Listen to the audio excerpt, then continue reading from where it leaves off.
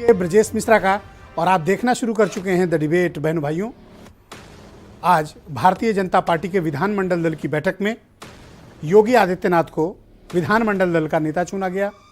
साथ ही भारतीय जनता पार्टी के घटक दल निषाद पार्टी और अपना दल सोनेलाल ने भी उनको समर्थन किया। यानी अब योगी आदित्यनाथ के पास 273 विधायकों का अपार बहुमत हासिल हो गया है और भारतीय जनता पार्टी के नेतृत्व में एनडीए अलायंस ने राजभवन पहुंचकर सरकार बनाने का दावा प्रस्तुत किया है। यानी फॉर्मेलिटीज सारी पूरी कर ली गई हैं।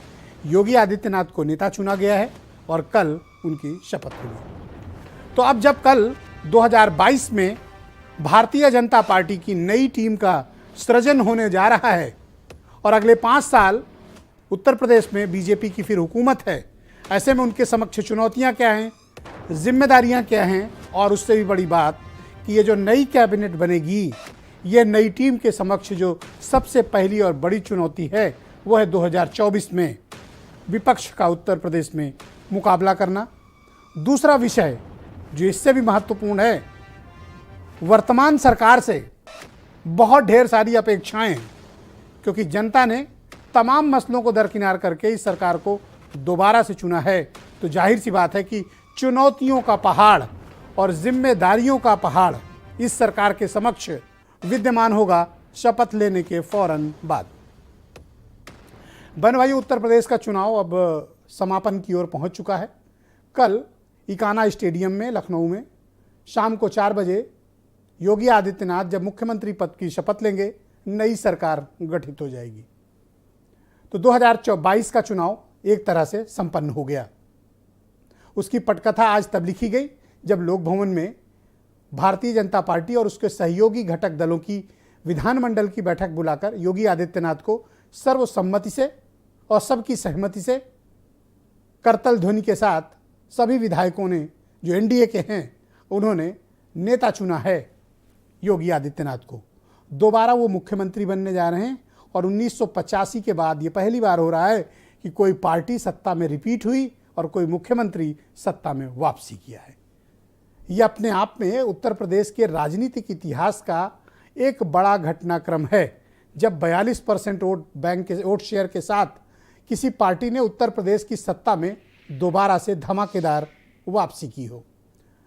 अब जब ये सरकार का गठन लगभग पूर्ण होने जा रहा है तो इस वक्त जनता के बीच, पॉलिटिकल सर्किल में, पावर कॉरिडोर में, मीडिया में चर्चा इस बात की है कि कितने डिप्टी चीफ मिनिस्टर बनेंगे और किस किस को मिनिस्टर बनाया जाएगा और किसको क्या पोर्टफोलियो यानी डिपार्टमेंट दिए जाएंगे।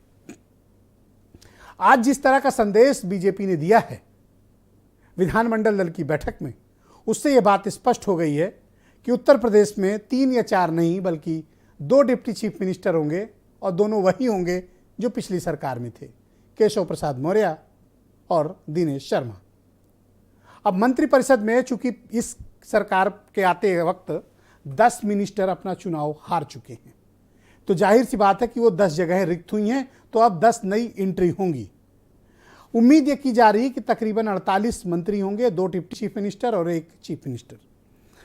ऐसे में बीजेपी के पास फिर भी 9 सीटों लगभग वो अभी खाली वकेट करके रखेगी ताकि मंत्रिपरिषद विस्तार में कुछ संभावनाएं बने। ये तो हुई सरकार के गठन की बात। कल बीजेपी का बड़ा मेगा शो है।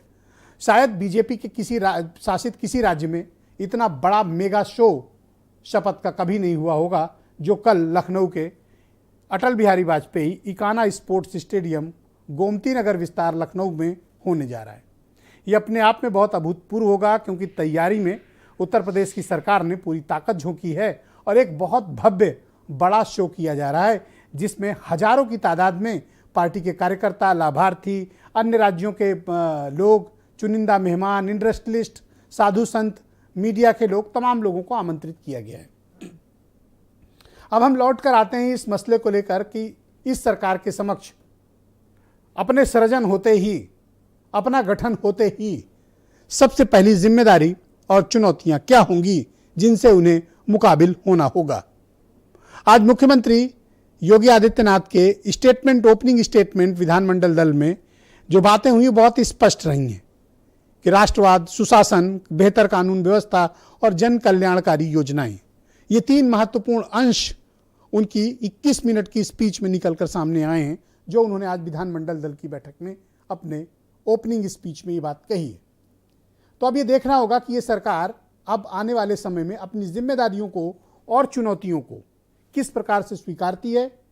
नया जो जनमत मिला है उसे, उस जनमत को वो अंगीकार करते हुए किस प्रकार से जन कल्याणकारी, परोपकारी, बेहतर कानून व्यवस्था, महंगाई में कमी, बच्चों को रोजगार, जॉब्स की बहुत क्राइसिस है उत्तर प्रदेश में, उन सारे इश्यूज को कैसे हैंडल करेगी। क्योंकि चुनाव तो बीजेपी ने जीत लिया है, लेकिन चुनाव के दौरान उठे हुए मुद्दे उसका अभी भी पीछा करेंगे। कुछ बयान सुनिए आप। उत्तर प्रदेश जैसे राज्य में हम सबको सेवा का अवसर देने के बाद आदरणीय प्रधानमंत्री जी के नेतृत्व में प्रचंड बहुमत की इस सरकार की नई सरकार गठन के लिए मुझे विधायक दल के नेता के रूप में आज यहां पर चुना गया है। हम सब मिलकर योगी जी को निर्विरोध विधायक दल के नेता के रूप में आप सबने चुना है, परंतु चुनाव की शुरुआत से, जब से सदस्यता अभियान चालू हुआ तब से मैं ही आया था, पार्टी ने घोषणा की थी कि योगी जी के नेतृत्व में हम चुनाव लड़ेंगे, और उसके बाद जनता ने फिर से एक बार 2/3 से ज्यादा बहुमत से हमें जिताया है और योगी जी को फिर से एक बार मुख्यमंत्री बनाया है।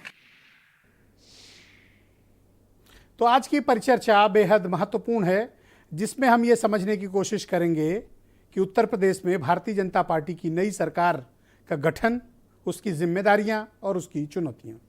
मेरे साथ डॉक्टर उमाशंकर पांडे हैं कांग्रेस से, संजीव